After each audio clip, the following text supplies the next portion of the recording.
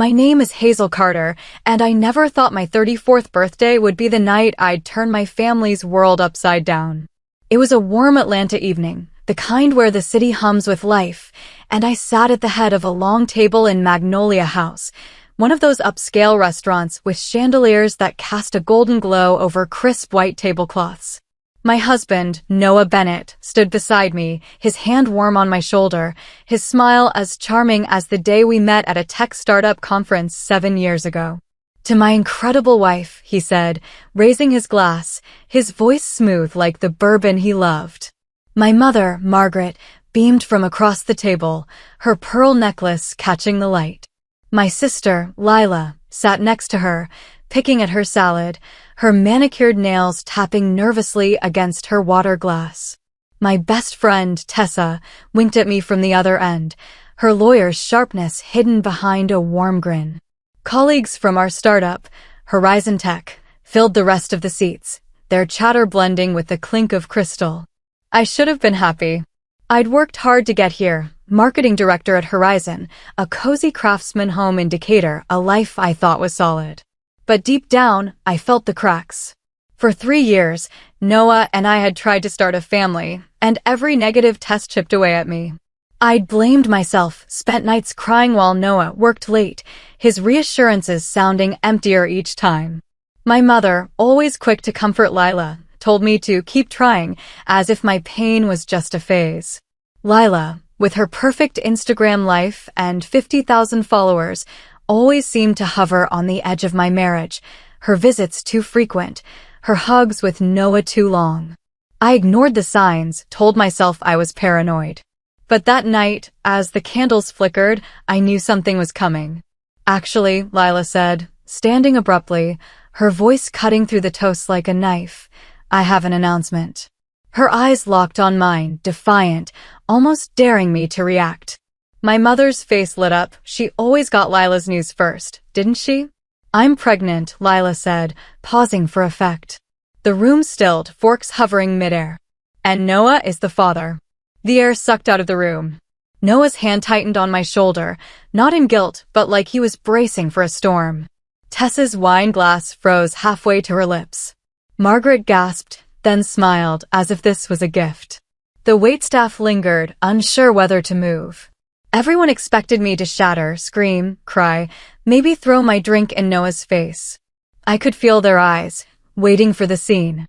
My heart pounded, but not with shock. I'd suspected something for months, their whispered conversations, the way Lila's perfume lingered on Noah's jacket. I sipped my cocktail, the gin sharp on my tongue, and smiled. "Interesting," I said, my voice steady. "Very interesting." Margaret frowned. "Hazel, don't make a scene," she said, her tone sharp, like I was the problem. Lila smirked, thinking she'd won. Noah shifted, his charm faltering. I reached for my purse, pulling out a cream-colored envelope. "Oh, I'm not making a scene, Mom," I said, my smile widening. "In fact, I have an announcement of my own." I unfolded a medical report, the paper crisp in my hands. "For 3 years, I've wondered why Noah and I couldn't conceive," I said, looking at Lila, then Noah. "I saw specialists, took meds, blamed myself.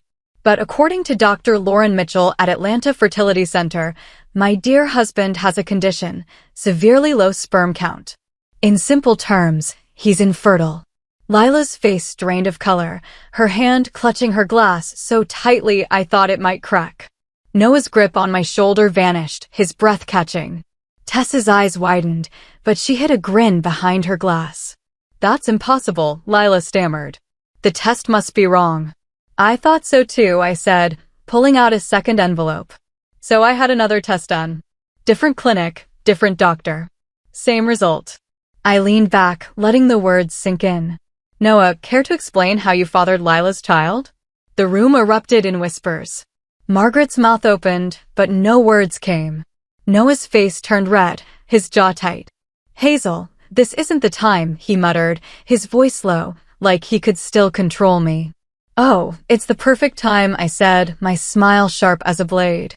I'd spent months piecing it together, the late-night texts, the work trips that aligned with Lila's visits, the email I found on our shared iPad, Asterisk, we need to be careful. E is starting to suspect. Asterisk, not Hazel, not sister, just E, like I was a problem to be solved. I looked at Lila, her smugness gone, and felt a fire in my chest. This wasn't just betrayal, it was a calculated plan to break me. But they didn't know I'd been building my own plan, one that would leave them scrambling in the ruins of their lies. By morning, Atlanta was buzzing. Tessa, bless her, had recorded my exit from Magnolia House, my head high, purse in hand, Noah and Lila frozen in their seats. She posted a clip on Instagram with a cryptic caption, asterisk, when the truth comes for you, it doesn't knock. Asterisk, the video exploded, racking up thousands of views overnight. My phone buzzed with notifications, friends, colleagues, even strangers weighing in on the drama.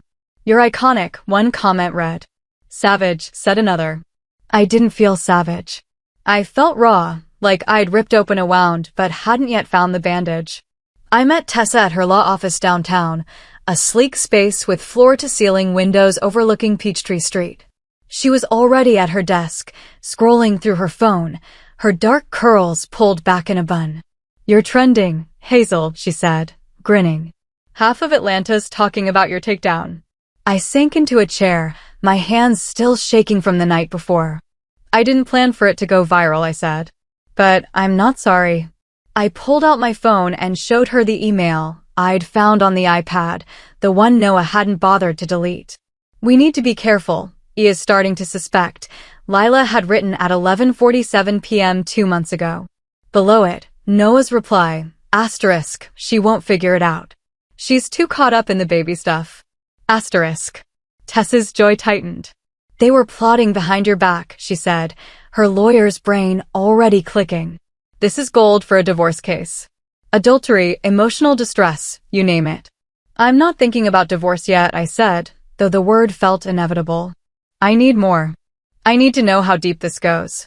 I handed her my planner, a leather-bound book I'd kept since college, filled with notes on every fertility appointment, every vague excuse Noah gave me. He always handled our visits to Atlanta Fertility Center, I said. Came back with, just keep trying, or, it's stress. I believed him, Tessa. I thought it was me. She flipped through the pages, her eyes narrowing. You think he lied about the test results? I know he did, I said, my voice steady now. Last night wasn't just a hunch. I had him tested, without his knowledge. A month ago, I slipped a mild sedative into his drink during what he thought was a date night. While he slept, I got a sample to the clinic. Dr. Mitchell confirmed it. Noah's infertile. I had a second test done at Piedmont Health, just to be sure. Tessa's eyes widened, but she didn't judge. She'd known me since we were kids, back when I was the one holding our family together after Dad walked out. She knew I didn't act without reason. You're playing a dangerous game, she said, but there was admiration in her tone. What's next? I'm going back to the clinic, I said. I need every record, every lie he told me. And there's something else. I hesitated, the memory still sharp. Last week, I saw Lila at the fertility clinic. She was leaving as I arrived for the second test results. She didn't see me, but she wasn't alone. Tessa leaned forward. Who is she with?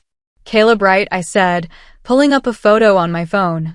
Her photographer for those influencer shoots. They looked cozy, too cozy. I checked his Instagram. He's been liking her posts for months, commenting hearts, the whole deal. Tessa whistled. You think the baby's his? I'd bet my house on it, I said, the fire in my chest flaring again. Lila had always been the golden child, the one Mom coddled while I cleaned up the messes. When Dad left, I became the adult at 10, making sure bills were paid, dinners were made. Lila got to dream, to post her perfect life online, to take what wasn't hers. But this time, she'd gone too far. And Noah? He'd watched me cry, let me think I was broken, all while sneaking around with my sister. I wasn't just angry, I was done being their fool. The Atlanta Fertility Center smelled like antiseptic and false hope. I'd spent too many mornings here, clutching Noah's hand as doctors explained hormone levels and ovulation cycles. Each visit left me smaller, convinced my body was failing us. Now, standing at the reception desk, I felt different, taller, sharper, like a blade honed by betrayal. The receptionist, a kind woman named Carla, recognized me. "Mrs. Bennet, it's been a while," she said, her smile faltering when she saw my expression. "I need all our records," I said, keeping my voice calm but firm. "Mine and Noah's. Everything on file." Carla hesitated, glancing at her computer. "Mr. Bennet usually handles the paperwork," she said, her fingers hovering over the keyboard. "I know," I said, mimicking Lila's sugary charm, the kind she used to get her way. "But as his wife and a patient, I'm entitled to those records. Unless there's a reason I shouldn't see them." She blinked, then nodded quickly. "Of course, I'll get them printed." 15 minutes later, I sat in my car, a stack of documents on the passenger seat. My results were there, page after page of normal hormone levels, healthy ovaries, nothing wrong. But Noah's file? Empty. No tests, no results, not even a consultation. For 3 years, he'd come here, sat through appointments, and lied about being tested. He'd let me take pills, see therapists, cry myself to sleep, all while knowing he was the reason we couldn't conceive. My hands shook as I gripped the steering wheel, anger mixing with a strange relief. It wasn't me. It never was. I called Tessa from the car, my voice tight. "He never got tested," I said. "Not once. He made it all up, every excuse, every keep trying. He controlled everything." Tessa sucked in a breath. "That's not just betrayal, Hazel. That's manipulation. Gaslighting. He wanted you to feel broken so he could play the hero." While sleeping with my sister, I added, the words bitter on my tongue. I flipped through my planner, the one Noah used to tease me about, calling it my obsession with details. Every appointment was logged, every lie he told. I trusted him, Tessa. I trusted him when he said the doctors were optimistic, when he said it was my stress, my hormones. I let him make me feel like I was failing. "You didn't fail," Tessa said firmly. "He did. And Lila. They built this house of lies, and you're about to burn it down." I laughed, a sharp, humorless sound. "Oh, I'm just getting started." I thought of Lila at the clinic with Caleb, her hand on his arm, her smile too bright. She didn't know I'd seen her, didn't know I was already piecing together her secrets. Noah's infertility was the first blow, but Lila's lies were next. She'd always been the star in our family, the one Mom praised while I picked up the pieces. When I got into college on a scholarship, Mom barely noticed, too busy celebrating Lila's first modeling gig. When I landed my job at Horizon, Lila posted about her big break as an influencer. And now, she thought she could take my husband, my future, and pass off another man's child as his. But I wasn't the quiet sister anymore. I was the one holding the matches.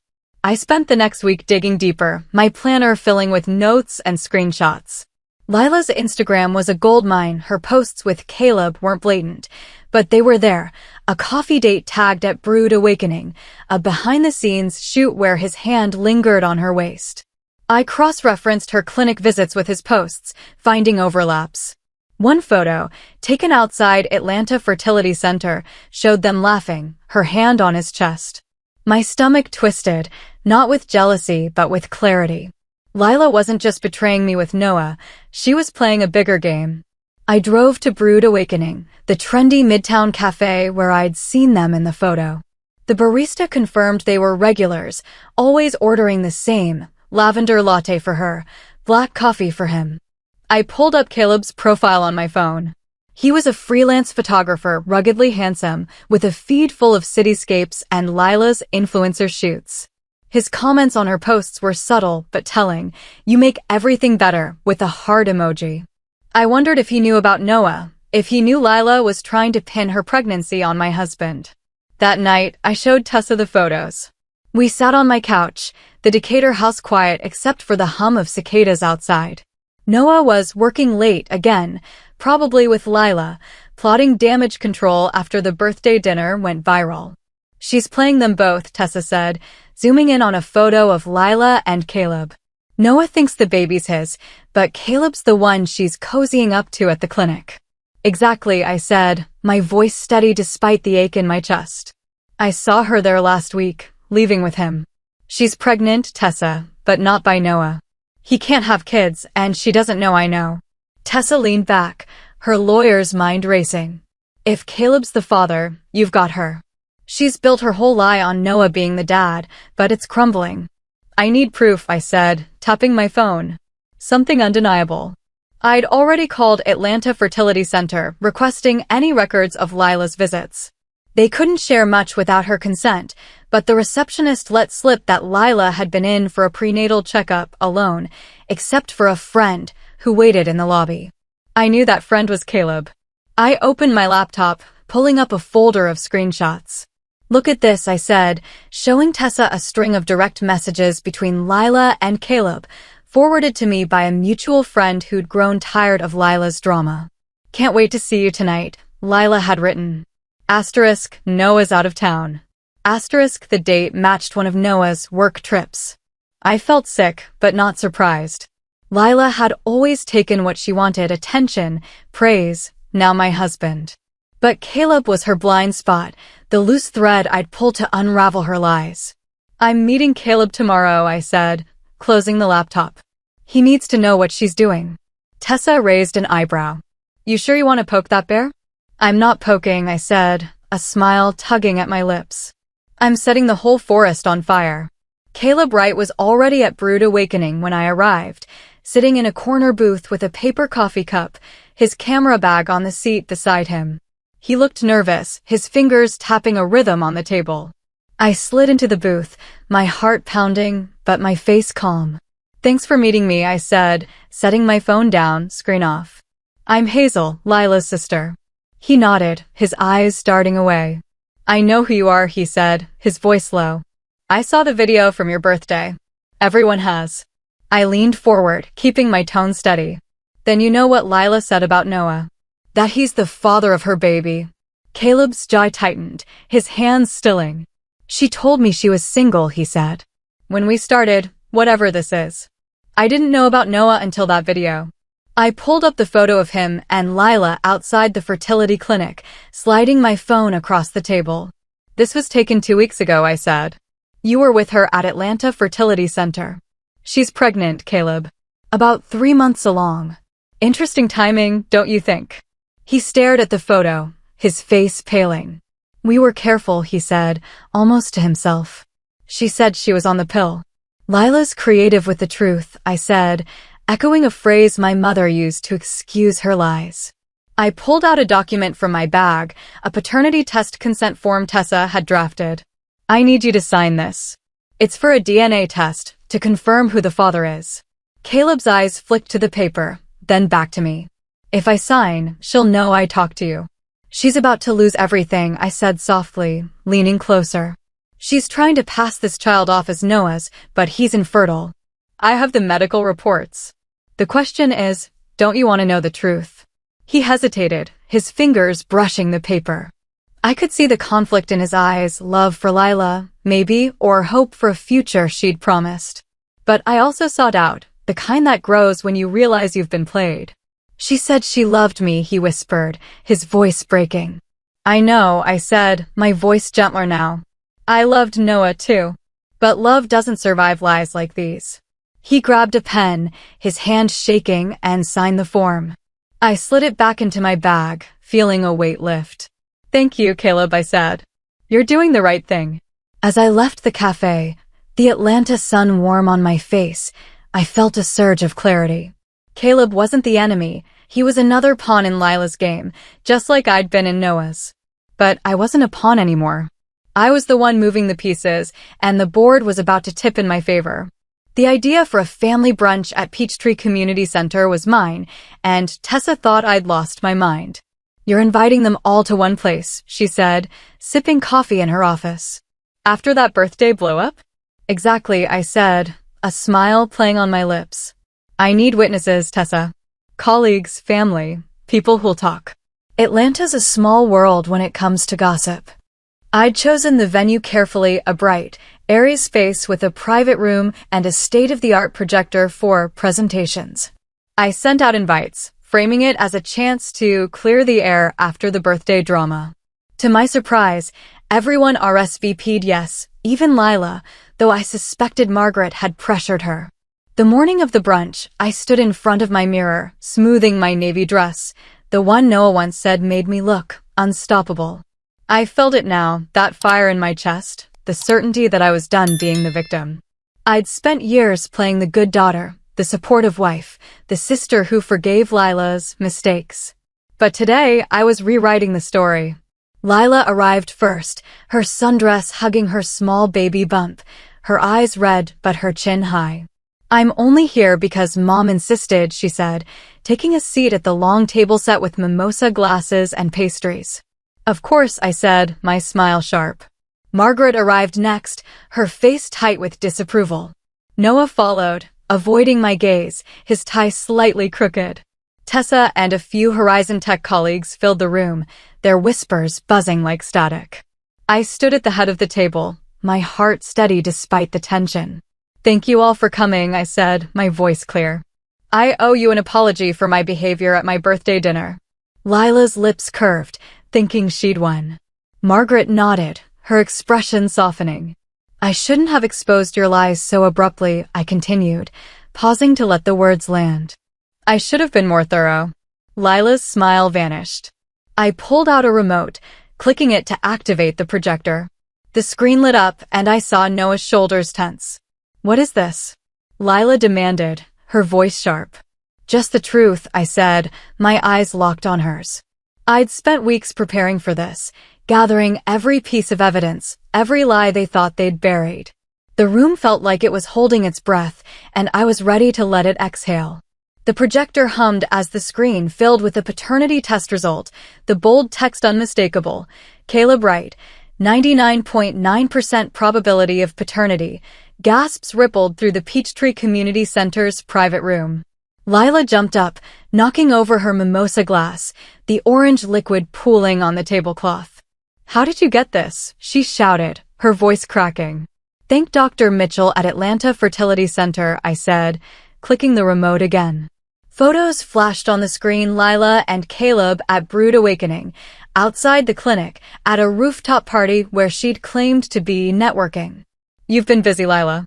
Planning to pass off Caleb's child as Noah's while keeping both men in the dark. Noah stood, his chair scraping the floor. "You said he was just a friend," he snapped at Lila, his face red. "You said it was over." "She tells everyone what they want to hear," I said calmly, clicking again. Financial statements appeared, highlighting transfers from Horizon Tech's accounts to Lila's. "And Noah, let's talk about how you funded her lifestyle." "Company money embezzled. Thousands sent to Lila for prenatal care she didn't need, since Caleb's insurance covered it." Margaret's face went pale. "Embezzlement," she whispered, looking at Noah like she was seeing him for the first time. "Oh yes," I said, turning to her. "Horizon's legal team contacted me yesterday. They're very interested in my testimony." I clicked one last time, and a video played, grainy but clear, from Noah's office security camera. Lila and Noah, plotting how to break the news about her pregnancy, laughing about how I'd fall apart. The room went silent, the weight of their betrayal sinking in. "You recorded us?" Noah demanded, his voice shaking. "You should have changed your email password," I said, mimicking his condescending tone from years of arguments. "And checked your office for cameras." I turned to Lila, whose tears were smearing her mascara. "Caleb's lawyer will be in touch, by the way. Something about fraud and emotional distress." The colleagues from Horizon whispered furiously, phones already out, likely texting the news. Tessa caught my eye, giving me a subtle nod. I'd done it, laid their lies bare in front of everyone who mattered. Lila sobbed, Noah slumped in his chair, and Margaret stared at the table, unable to meet my gaze. For the first time in years, I felt like I was breathing again, the weight of their deception lifting with every truth I'd exposed. Margaret showed up at my Decatur house the next morning, unannounced, her knock sharp against the wooden door. I let her in, my heart heavy but resolute. She stood in my living room, smoothing her cardigan, her hands trembling. "We need to talk about what you've done," she said, her voice tight, like I was a child caught misbehaving. "What I've done?" I said, closing the door with a soft click. "Not Lila, who slept with my husband." Not Noah, who stole from our company. Me? She sat on the couch, her posture rigid. This, vindictiveness, Hazel. It's cold. Calculated. Like your father. The mention of Dad stung, a wound I thought I'd buried. He'd walked out when I was 10, leaving me to pick up the pieces while Mom doted on Lila. Don't compare me to him, I said, my voice low. He abandoned us. I'm defending myself. I'm exposing the truth about the people who broke me. My phone buzzed on the coffee table. A message from Tessa. Asterisk found something big. Call me. Asterisk, I ignored it for now, focusing on Margaret. You knew about Lila and Noah, I said, pulling out my phone to show her bank transfer records. Money Noah sent Lila, funneled through an account Margaret had access to. You helped her hide it. The family meetings where you planned how she'd tell me she was pregnant. Did you think I wouldn't find out? Margaret's eyes widened, but she didn't deny it. I was protecting our family, she said, her voice barely a whisper. Lila needed help. She's fragile. Fragile? I laughed, the sound sharp. She's manipulative. And you enabled her, just like you always have. I sat across from her, the distance between us more than just the coffee table. When did you stop loving me, Mom? When Dad left. When I stopped being the perfect daughter who never complained. She looked away, her hands twisting in her lap. The silence was deafening, heavier than any argument we'd ever had. Before I could say more, Tessa burst through the door, clutching a folder. Hazel, you need to see this, she said, then froze, spotting Margaret. Oh, sorry, I didn't. It's fine, I said, waving her in. What did you find? Tessa glanced at Margaret, then handed me the papers. Noah took out a loan in your name. $60,000, transferred to Lila's account 3 months ago. Margaret gasped, her hand flying to her mouth. Did you know about this? I asked, my voice cold. She needed help, Margaret whispered. Prenatal care, fertility treatments. Fertility treatments she didn't need, I cut in, because she was already pregnant by Caleb. And prenatal care covered by his insurance. I stood, my hands shaking with anger. You chose her over me, again and again. But this time, Mom, I'm choosing myself. I opened the door, my voice steady. You should go. I have nothing left to say. I woke to the sound of glass shattering downstairs, my heart racing as I grabbed my phone. It was 3 a.m., the Atlanta night thick with humidity. Hazel. Noah's voice, slurred and angry, echoed through the house. I know you're here. I pressed the emergency button on my phone, a precaution Tessa had insisted on after I filed a restraining order. Then I dialed her, whispering, he's here. Noah's breaking in. Police are on their way, Tessa said, her voice calm but urgent. Lock your door. Don't engage. But Noah was already on the stairs, his footsteps heavy, uneven. You ruined everything, he shouted, his words dripping with liquor and rage. My job, my reputation. I grabbed the baseball bat by my bed, a new addition since the birthday dinner. You ruined yourself, I called back, my voice steady despite the fear clawing at my chest. You and Lila, with your lies and your stolen money. He slammed into the bedroom door, the wood creaking. You think you're so smart, he snarled. I tightened my grip on the bat, my pulse pounding. He lunged as the door gave way, but I was ready. I swung, catching his knee, and he collapsed with a yelp, cursing as he clutched his leg. Sirens wailed outside, red and blue lights flashing through the window. You broke the restraining order, I said, stepping back as the police stormed in. That'll look great in court. 2 weeks later, I sat in Tessa's office, flipping through settlement papers. 7 years, her colleague, Tobias, said, pointing to Noah's sentence for embezzlement. Horizon agreed to damages to avoid a public trial.